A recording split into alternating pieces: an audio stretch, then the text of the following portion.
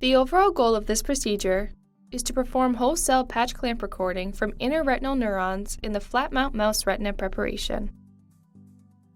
This method can help answer key questions in the retinal neurobiology field, such as the diversity of neurons, their synaptic connections under the normal and pathological conditions. The main advantage of this technique is that both the vertical and lateral connections are preserved, allowing the retina circuits with large lateral components to be studied.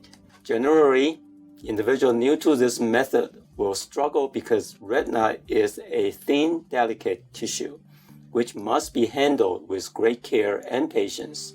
Practice, however, is the best way to master it.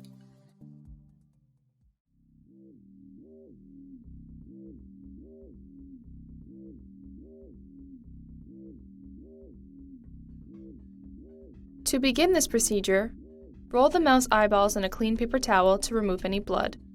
Then, immerse them in the carbogenated mammalian ringer solution. Next, punch a hole on the limbus with a 23-gauge needle and bisect the eyeballs by cutting along the limbus with microscissors. Then, remove the cornea and lens using fine forceps.